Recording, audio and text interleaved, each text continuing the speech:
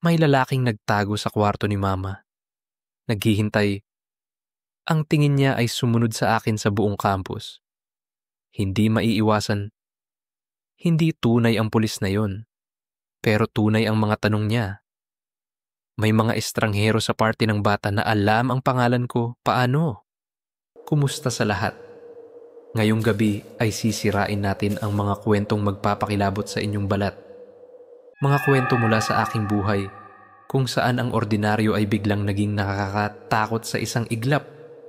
Isipin ito isang tahimik na kalye sa suburb. Mga batang tumatawa. Ang amoy ng birthday cake na umaalingasaw sa hangin pagkatapos. Isang bulong sa Espanyol na magpapalamig sa inyong dugo. Maaaring hindi kayo makaligtas dito. Ito ang mga pagkakataon ko na dumampi sa panganib. Mga sandali kung saan ang kutob ay mas malakas na sumigaw kaysa sa katwiran.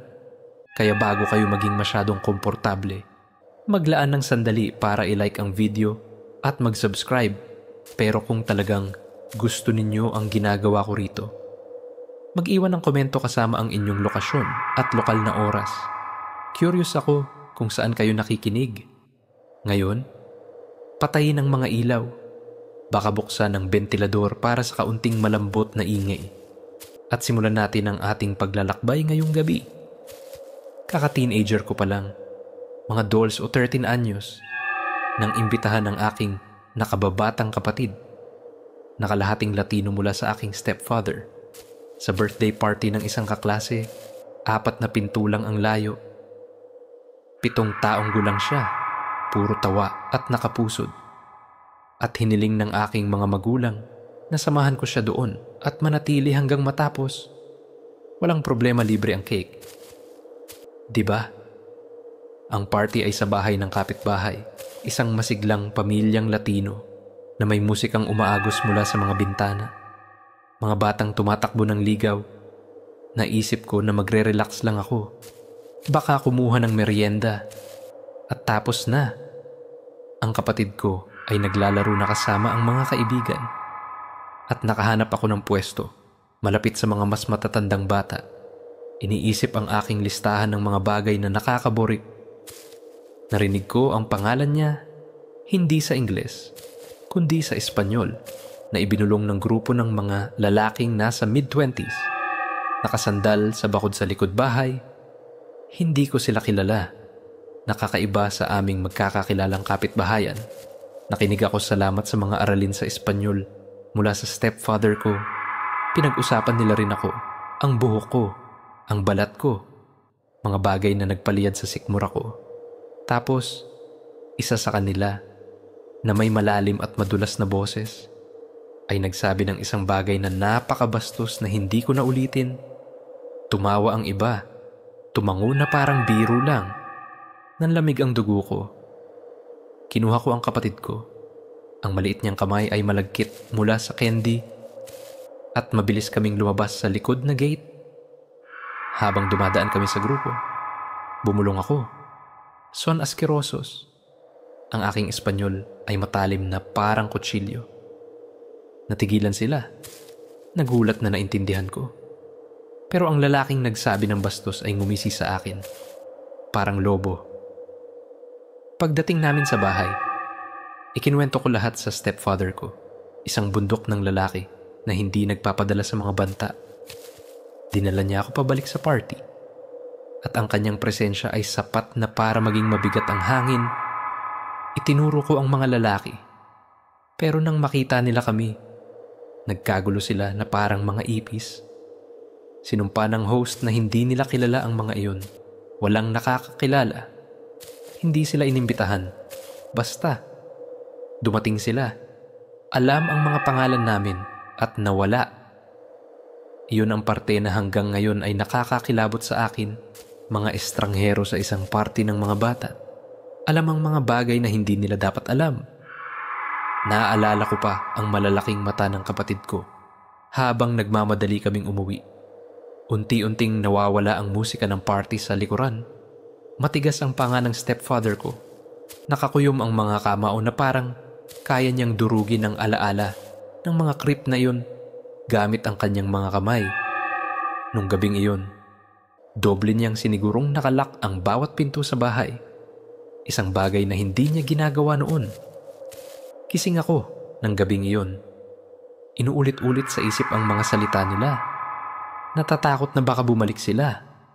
Ang karunungan ng matanda rito magtiwala sa kutob mo mas malakas ito kaysa sa anumang kasinungalingan na susubukang ibenta sa iyo. Kung may nararamdamang kakaiba, malamang kakaiba talaga.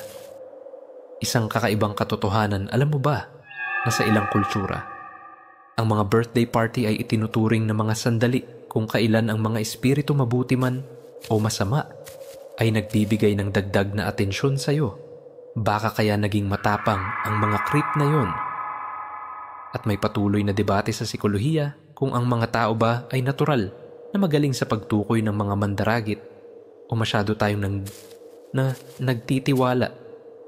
Hindi namin kilala ang mga lalaking iyon, pero kilala nila kami. Iyon ang uri ng bagay na magpapapaisip sa iyo kung gaano talaga ligtas ang anumang karamihan. Kinabukasan, iba ang pakiramdam ng kapitbahayan. Parang hindi gaanong maliwanag ang araw. Pinanatili ko ang kapatid ko sa malapit. Sinusuri ang bawat estranghero ng 2 beses. Hindi na muling nagpakita ang mga lalaking iyon, pero ang takot na itinanim nila ay nanatili sa akin. Isang binhi na lumaki bilang pag-iingat. Nagsimula akong mapansin ang mga bagay na hindi ko napansin noon. Mga kotseng nakatigil ng masyadong matagal. Mga muka na nananatili sa gilid ng aking paningin. Habang lumalaki, akala ko ang aming maliit na kalye ay isang bula. Ligtas mula sa matutulis na gilid ng mundo. Pinutok ng party na yon, ang bula na yon, akala ko, ang mga creep sa birthday party ay isang beses lang. Isang maliit na glitch sa aking tahimik na buhay. Pero ang kolehiyo ay nagdala ng bagong uri ng anino. 19 na taong gulang ako. Freshman sa isang maliit na liberal arts school. Ang uri na may mga gusaling natatakpan ng ivy at mga estudyanteng nagdedebate ng pilosopiya habang umiinom ng murang kape. Ang campus ay parang isang bulaligtas. Predictable. Hanggang sa hindi na. Ang pangalan niya ay Tom. O iyon ang tawag niya sa sarili. Kasama siya sa aking intro to psych class. Palaging nakaupo ilang hilera sa likod. Mga mata na parang salawin. Laging nakatingin. Nung una, inisip ko na baka mahiyain lang siya. Baka may crush sa akin. Hindi ako bulag, minsan tinititigan ako nun ng mga lalaki. Pero iba ito. Alam niya ang mga bagay. Ang schedule ko. Ang paborito kong coffee shop. Kahit ang mga pangalan ng aking mga aso sa bahay. Doon na nagsimula ang kilabot. Maliit ang simula. Nakikita ko siya sa library. Palaging nasa mesa na medyo malayo sa paningin. Kunwaring nagbabasa. Tapos, bigla siyang sumulpot sa common room ng dorm ko. Nakikipagkwentuhan sa mga kakilala ko. Parang parte siya ng grupo. Hindi naman, sabi ng mga kaibigan ko. Nagtanong siya tungkol sa akin casual. Pero masyadong specific. Ano ulit ang major niya o palagi ba siyang naglalakad ng aso ng 7? Noong una, tinawanan ko lang. Sinabi ko sa sarili na paranoid lang ako. Pero isang gabi, nakita ko siyang nakatayo sa labas ng bintana ng dorm ko. Just, nakatingin pataas. Walang phone, walang dahilan. Siya lang sa dilim. Ang hininga niya ay nagiging hamog sa lamig. Tumibok ng malakas ang puso ko at hinila ko ang kurtina. Sinabi ko sa RA ko, pero sinabi niya lang na ganyan talaga ang mga lalaki sa kolehiyo. Pero lumala pa. Isang gabi, may note na isinuksok sa ilalim ng pinto ko. Maganda ka sa blue ngayon. Hindi ako nagsuot ng blue. Nagsimula akong ilak ang pinto kahit nasa loob ako. Sa tingin ng mga roommate ko ay sobra-sobra. Tapos, dumating ang mga text mula sa numerong hindi ko kilala. Namiss kita sa cafe ngayon. Binlock ko. Pero may bagong numero ulit kinabukasan. Nagulo ang tiyan ko. Halos hindi ako makatulog. Ang karunungan ng matanda rito, Huwag kailanman baliwalain ang maliliit na senyalis mga mumu iyon patungo sa panganib. Isang kakaibang katotohanan, may mga pag-aaral na nagsasabing ang mga stalker ay madalas na nagkakagusto sa mga hinintay nilang hindi nila maabot. Gumagawa ng buong kwento sa kanilang isip. Gumawa si Tom ng kwento tungkol sa akin. At ako ang huling nakakaalam.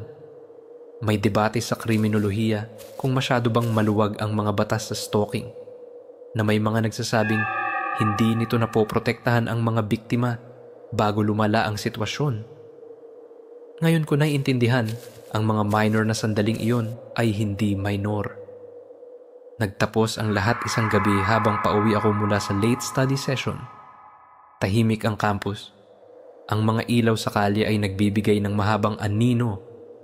Narinig ko ang mga yabag sa likod ko. Steady. Sumusunod sa bilis ko.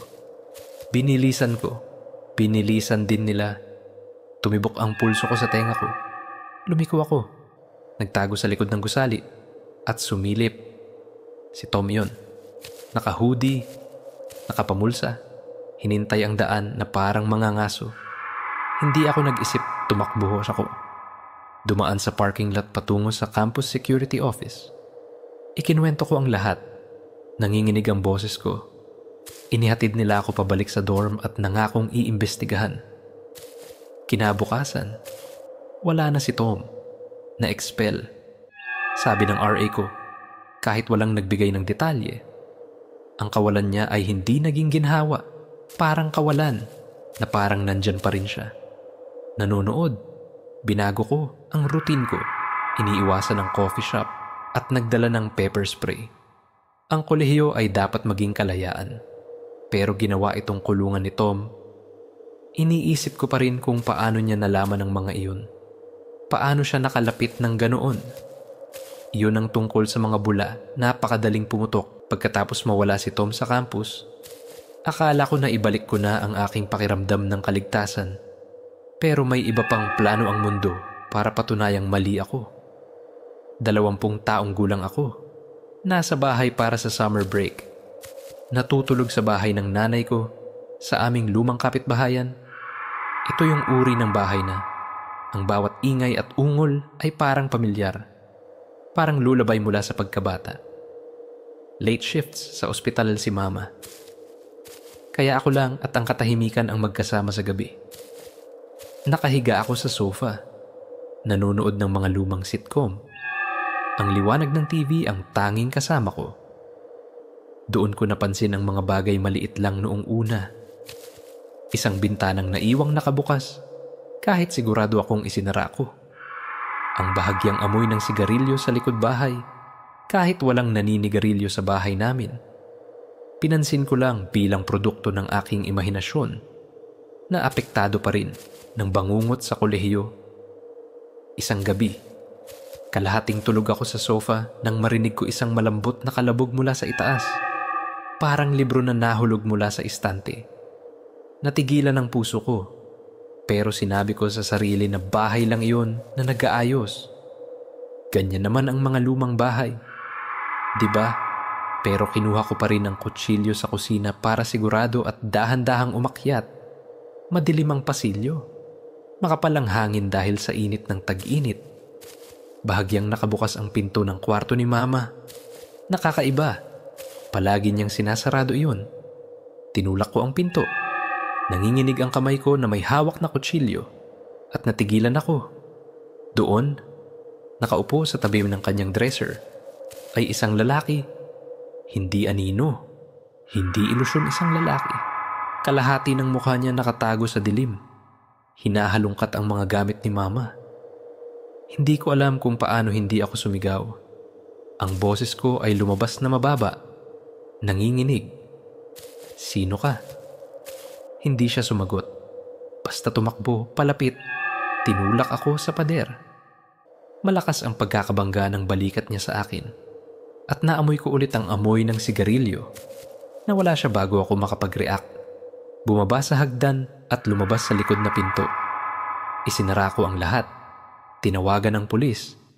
At umupo sa sahig ng kusina. Hawak pa rin ang kutsilyo hanggang sa dumating sila.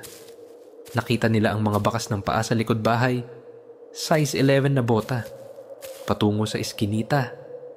Walang fingerprints, walang malinaw na description, isang multo lang na pumasok sa bahay namin.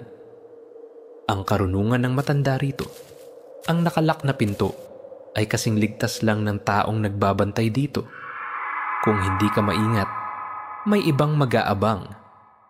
Kakaibang katotohanan ang mga lumang bahay, lalo na ang mga itinayo bago ang 1970s. Ay madalas may mga kakaibang katangian tulad ng maluwag na mga bintana na ginagawang madali silang pasukin. May debate sa urban studies kung ang paglawak ng suburbs ay lumilikha ng mga blind spot para sa krimen, mga nakahiwalay na bahay, tahimik na kalye, perpekto para sa mga mandaragit. Nang gabing iyon, ang aming bahay ay parang hindi na santuwaryo kundi bitag. Nagpa-install ng security system si Mama noong sumunod na linggo at nagsimula akong matulog na may baseball bat sa tabi ng kama. Hindi nahuli ng pulis ang lalaki at iniisip ko pa rin kung ano ang gusto niya sa kwarto ni Mama. Alahas personal na bagay, ang pakiramdam ng paglabag ay nanatili. Parang amoy ng sigarilyo na hindi maalis. Tumigil ako sa pagtitiwala sa katahimikan. Sinimulan kong suriin ang bawat anino. Ang bahay ay dapat ang aking ligtas na lugar. Pero nang tag-init na yun, parang hinintay lang ng mundo na magpabaya ako ulit. Ang tag-init pagkatapos ng pagsalakay sa bahay ay nag-iwan sa akin ng kaba. Parang hinintay ko ang susunod na mangyari. Bumalik ako sa campus para sa sophomore year ko. Umaasang makakawala sa kaba ang distansya. Pero ang gulo ay may paraan para hanapin ka. Huling bahagi ng Oktubre. Malamig ang hangin ng taglagas. At nagmamaneho ako pauwi mula sa bahay ng kaibigan sa labas ng campus. Mga 20 minutong biyahe sa tahimik na mga daan. Lampas na ng hating gabi. Ang oras na parang hinintay ng mundo ang paghinga. Ang aking mga headlight ay tumagos sa dilim at kumakanta ako ng cheesy pop song para manatiling gising. Tapos, nakita ko ang mga kumikislap na ilaw sa rearview mirror ko pula at asul. Hindi mapagkakamali. Pulis. Bumagsak ang sikmura ko. Pero hindi naman ako nag-overspeed. Kaya huminto ako. Kamay sa manibela tulad ng itinuro. Lumapit ang opisyal. Matalim ang kanyang silweta laban sa mga ilaw ng cruiser. Matangkad siya. Malapad ang balikat. May hawak na flashlight na parang spotlight. Gabi. Miss, sabi niya. Walang emosyon ang boses. Lisensya at rehistrasyon. Inabot ko. Steady ang kamay ko, pero kumabog ang puso ko. May kakaiba. Ang uniforme niya, parang mali. Ang badge ay mapurol, parang props, at walang name tag. Binigyan niya ng liwanag ang mukha ko, nakakasilaw, at tinanong kung saan ako pupunta. Sinabi ko, malabo, pero pinilit niya, gusto niyang malaman ang eksaktong address ko, mga plano ko sa gabi. Tapos tinanong niya ang tungkol sa pamilya ko, partikular ang stepfather ko, gamit ang pangalan niya. Natigilan ako. Paano niya nalaman yon? Nagmumug ako ng sagot tungkol sa pagod. Umaasang palayain niya ako. Pero lumapit pa siya. Mabaho ang hininga. At sinabi, parang may tinatago ka. Kinilabutan ako. Tiningnan ko ang kanyang cruiser, walang marka tulad ng sa lokal na pulisya. Walang logo. Walang numero. Sumigaw ang kutob ko na kailangan kong umalis doon. Ang karunungan ng matanda rito, kung ang isang may autoridad ay nagpapasigaw sa iyong instinct. Huwag itong baliwalain, ang kapangyarihan ay maaaring maskara. Kakaibang katotohanan, ang mga peking pulis na scam ay umiiral na ng dekada. Madalas gumagamit ng mga ninakaw na uniforme mula sa dry cleaners. May debate sa law enforcement kung ang mas mahigpit na regulasyon sa badge ay makakabawas sa mga krimen sa pagsisinungaling. Pero ito ay gray area. Pinanatili kong kalmado ang boses ko. Sinabing kailangan kong tawagan ang stepfather ko at kinuha ang phone ko. Biglang hinawakan niya ang pulso ko. Hindi kailangan iyan. Sabi niya nang matalim. Doon ko nalaman. Hinila ko ang kamay ko, tinapakan ng gas, at umalis. Ang mga sigaw niya ay nawala sa likod. Dumiretso ako sa pinakamalapit na gas station, maliwanag at puno ng tao, at tinawagan ang 911. Kinumpirma ng tunay na pulis na walang opisyal na ipinadala sa daang iyon. Hinintay nila pero walang nahanap na bakas ng lalaki o ng kanyang cruiser. Tumigil ako sa pagdaan sa mga back road sa gabi. Sinimulan kong suriin ang aking mga salamin ng 2 beses. Alam na alam ng peking pulis na yun. At iniisip ko pa rin kung ano ang gusto niya ako. O iba pang bagay. Sa ilang gabi, nakikita ko pa rin ang mga kumikislap na ilaw sa panaginip ko pagkatapos ng insidente sa peking pulis. Sinumpa ko ang mga late night na pagmamaneho at sinimulan kong questionin ang bawat anino. Pero ang pagkamausisa ay may paraan para hilahin ka pabalik sa dilim. Sa aking junior year, 21 taong gulang, at ang kaibigan kong si Jake, isang thrill seeker na may talento sa masasamang ideya, ay kumbinsido akong mag-explore ng isang inabandunang asylum sa labas ng bayan. Ito ang uri ng lugar na pinagmumulan ng mga urban legend. Gumuhuna ang mga pader, basag ang mga bintana, at may mga tsismis tungkol sa mga multo. O mas malala pa, tinawag ito ni Jake na adventure. Tinawag ko itong tangang paraan para gugulin ng Sabado. Pero sumama ako, armado ng flashlight at isang nakakainis na pakiramdam ng takot. Dahil sino ang tatanggi sa libreng adrenaline? Ang asylum ay parang isang nakalimutang higante.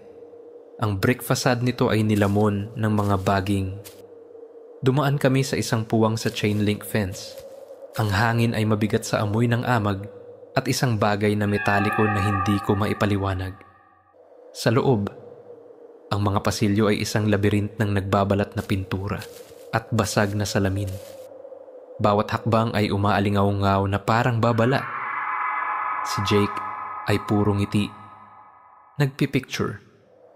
Pero patuloy kong inililibot ang aking flashlight. Kalahating inaasahan na may raccoon na lalabas. Tapos narinig namin ito, isang mababang, ritmikong pag-usal, parang tibok ng puso sa mga pader. Kinilabutan ako.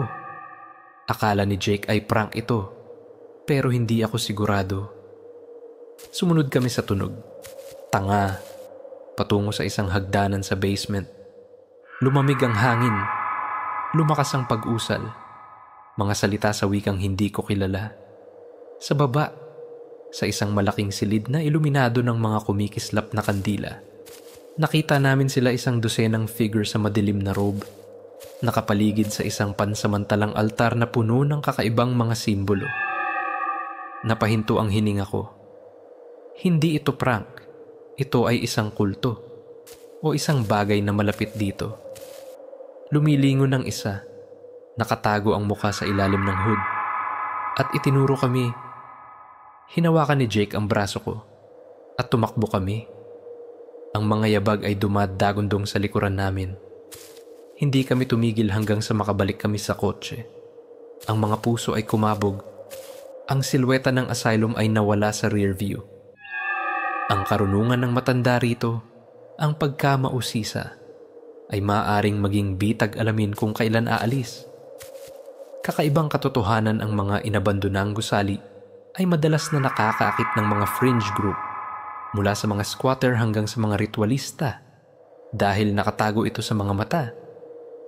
May debate sa sosyolohiya kung ang urban decay ay nagpapalakas sa mga mapanganib na subkultura o nagbibigay lang ng entablado.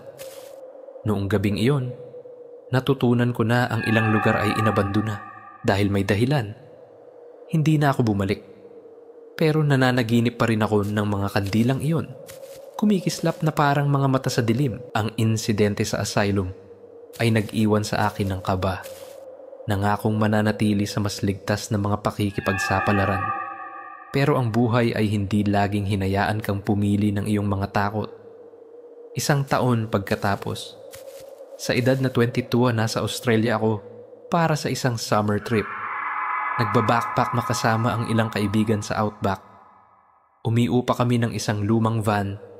Hinintay ang mga paglubog ng araw at murang kasiyahan. Ang uri ng trip na pakiramdam mo ay hindi ka matatalo hanggang sa hindi na. Nasa gitna kami ng kawalan. Pulang lupa na umaabot sa abot tanaw. Nang magloko ang aming GPS.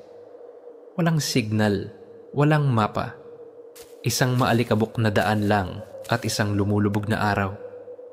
Inisip ni Sarah, ang kaibigan ko, nasubukan ang isang shortcut na narinig niya mula sa isang lokal sa gas station. Isang dirt truck na magpapabilis ng ilang oras papunta sa susunod na campsite.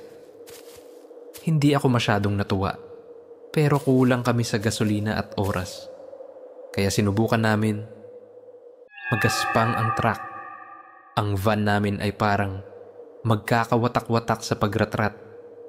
Ang tanawin ay nakakakilabot mga baluktot na puno. Walang tanda ng buhay. Puro pulang lupa lang. Habang nagiging dilim ang dapit hapon, may napansin kaming mahinang liwanag sa unahan. Parang campfire. Nakaramdam kami ng ginhawa. Baka iba pang mga camper yun. Pero nang lumapit kami, nagulo ang tiyan ko. Isang bilog ng mga lumang kotse, kalawangin at inabandona, ang nakapaligid sa isang fire pit na may kakaibang mga simbolo na inukit sa lupa. May mga aninong gumagalaw mga tao, mga 5 o 6, nakasuot ng punit-punit na damit, mahinang umuusal. Ang isa ay may hawak na parang buto. Itinataas ito sa langit. Hindi ito campsite. Iba ito, ba? Pinatay namin ang mga headlight at lumapit. Ang pagkamausisa ay nanalo sa sentido. Tapos, lumingon ang isa. Ang mga mata nila ay nahuli ang huling refleksyon ng aming van. Sumigaw sila at biglang tumakbo sila patungo sa amin. Binalik namin ang van sa reverse. Ang mga gulong ay nagpapalabas ng alikabok at tinapakan namin pabalik sa pinanggalingan. Nasa lalamunan ko ang puso ko. Si Sarah ay sumisigaw ng direksyon. Ang liwanag ay nawala sa likod namin. Hindi kami tumigil hanggang sa makarating kami sa main road. Nanginginig at tahimik ang karunungan ng matanda rito. Ang mga shortcut ay maaaring direktang humantong sa gulo, manatili sa kilalang daan. Kakaibang katotohanan ang pagkakahiwalay ng Outback ay ginagawa itong magnet para sa mga kakaibang ritual. Ang iba ay konektado sa sinaunang gawain. Ang iba ay modernong kakaiba lang. May debate sa antropolohiya kung ang mga liblib na lugar ay nagpapalakas sa mga kulto-like na pag-uugali o hinintay lang ito. Noong gabing iyon, natutunan ko na ang Outback ay may mga sikretong ayaw mong malaman. Ang bangungot sa Outback ay nagpangako sa akin na iwasan ang mga liblib na detour. Pero minsan ang panganib ay nakakahanap sa iyo kahit sa mga lugar na parang bahay. Ako ay 23 bumalik sa aking bayan para sa isang weekend. Muling nakipag-ugnayan sa mga lumang kaibigan mula sa high school. Nagpasya kaming mag-mushroom hunting malapit sa isang liblib na ilang milya mula sa bayan, isang lugar na minahal natin noong mga bata pa para sa mga tahimik na trail at kumikinang na tubig. Maagang taglagas. Nagsisimula palang magbago ang mga dahon. Ang hangin ay presko pero hindi pa malamig. Inipark namin ang sasakyan sa trailhead. Kinuha ang aming mga basket at pumunta sa gubat. Tumatawa tungkol sa mga lumang panahon. Maganda pa rin ang lawa. Sumasalamin ang mga ginintuang puno. Pero may kakaiba. Parang masyadong tahimik ang hangin. Nagkalat kami para mas maraming masakop. Sumisigaw kapag may nakitang magandang patch ng kabute. Nakaluhod ako sa isang grupo ng chanterelles. Nang marinig ko ang kaluskos, hindi ang karaniwang ardilya o ibon. Pero mas mabigat. Sinadya. Tumingala ako. Umaasang usa. Pero wala akong nakita. Ang mga kaibigan ko ay wala sa paningin. Mahina ang kanilang mga boses. Tapos narinig ko ulit. Mas malapit. Mula sa makapal na palumpong lampas sa trail. Bumilis ang pulso ko. Pero sinabi ko sa sarili na wala lang iyon.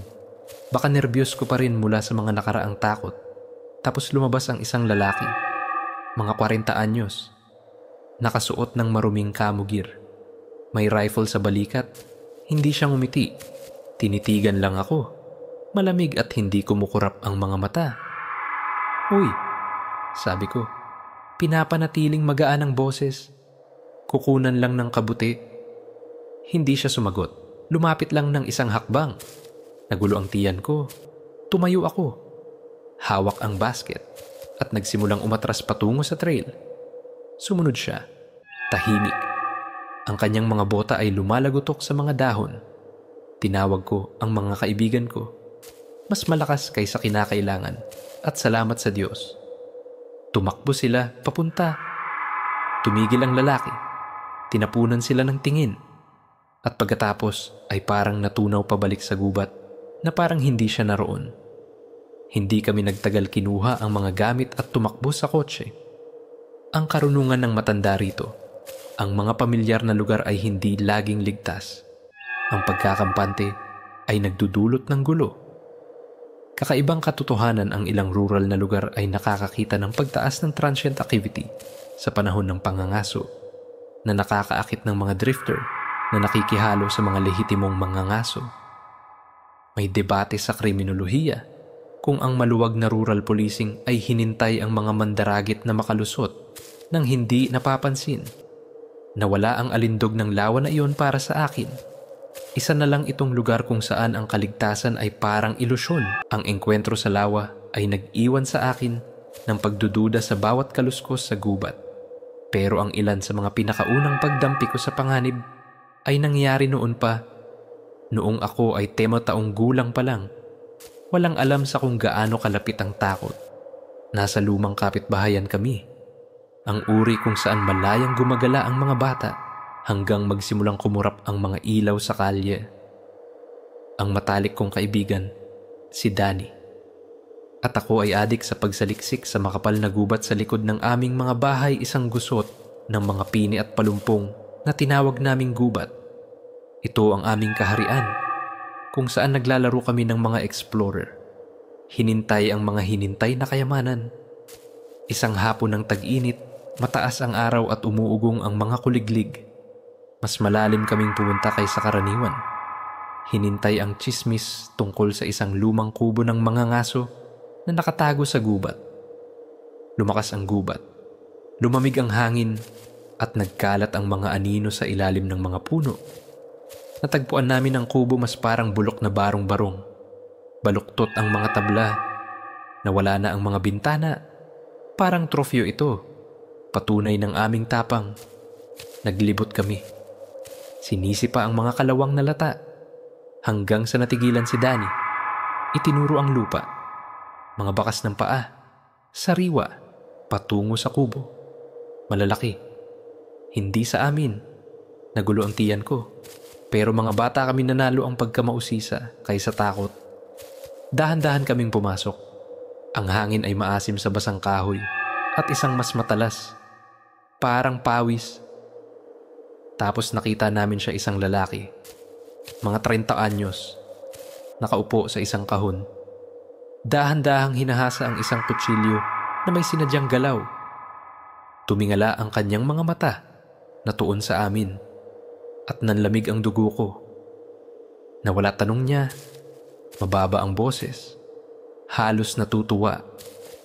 Nagmalabis kami ng sagot tungkol sa pagsaliksik at tumakbo. Hinintay kami ng kanyang tawa sa mga puno. Hindi kami tumigil sa pagtakbo hanggang makarating kami sa likod bahay ni Danny. Humihingal. Nangangako na hindi na babalik. Ang karunungan ng matanda rito, matatalas ang instinct ng mga bata, pakinggan mo kapag sinabi nitong tumakbo. Kakaibang katotohanan, ang mga gubat malapit sa suburbs ay madalas na nagtatago ng mga transient na hinintay ng takip ng mga puno. May debate sa urban planning kung ang mga green space malapit sa mga bahay ay nagdaragdag ng panganib sa kaligtasan sa pamamagitan ng pagbibigay ng mga taguan. Ang kubong iyon ay naging isang kwentong multo na hindi namin ibinahagi. Pero sinisilip ko pa rin ang tree line kapag dumadaan ako sa gubat na iyon. Kalahating inaasahan ang kanyang mga mata Sa mga anino, ang kubo sa gubat ay nanatili sa akin. Isang multo mula sa pagkabata na ginawang parang babala ang bawat pagsabog ng sanga. Pero hindi iyon ang huling pagsayaw ko sa panganib sa gubat. Ako ay kami through bagong graduate at nagpasya kaming grupo ng mga kaibigan na magdiwang sa isang camping trip sa isang state park na ilang oras mula sa bahay. Dapat ay isang walang alalahaning weekend, mga bonfire, s'mores. Lahat ng iyon, nagkampo kami malapit sa isang makapal na pine forest. Ang uri kung saan nilalamon ng mga puno ang liwanag ng buwan.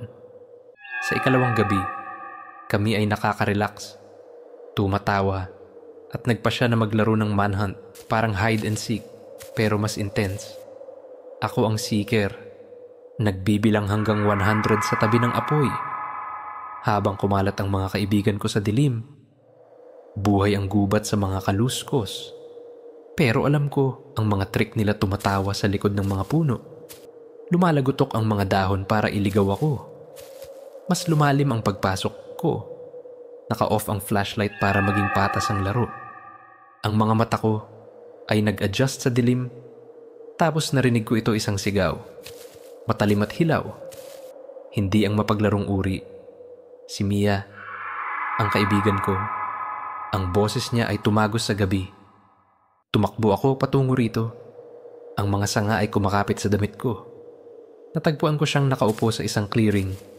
Maputla ang mukha. Itinuturo ang isang bagay sa lupa. Doon, nailawan ng manipis na liwanag ng buwan, ay isang tumpok ng mga buto marahil ng hayop, pero nakaayos sa isang bilog.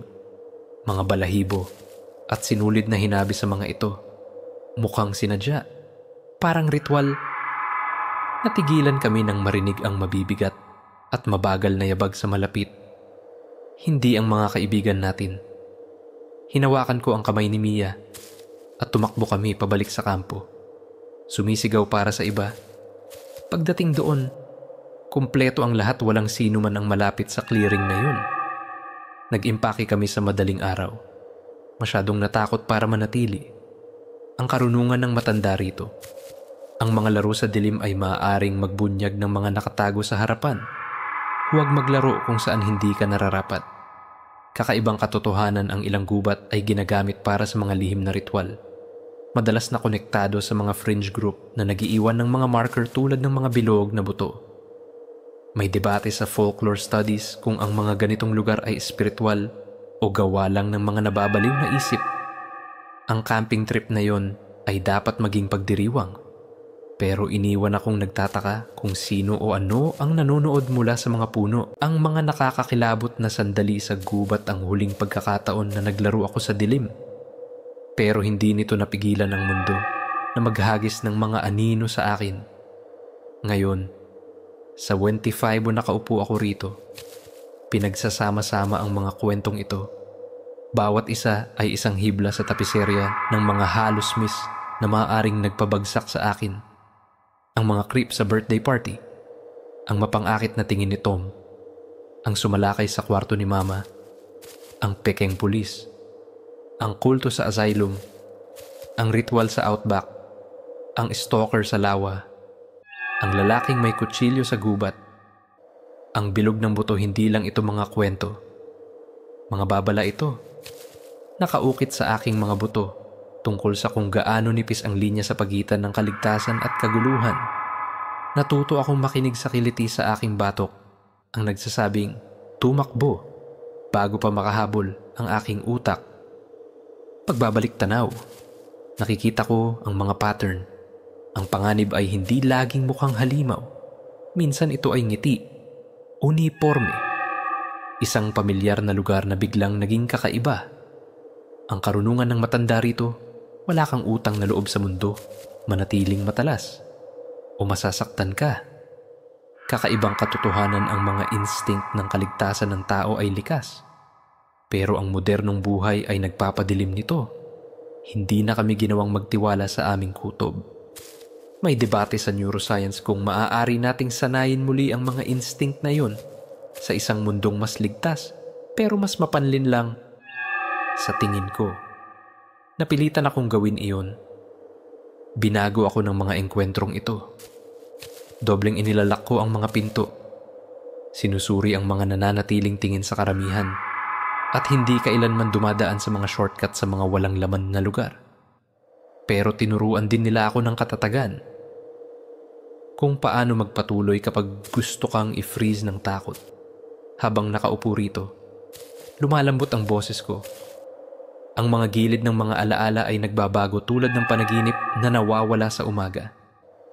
Ligtas ka ngayon, nakikinig dito. Marahil nakabalot sa kumot. Ang ingay ng bentilador sa background.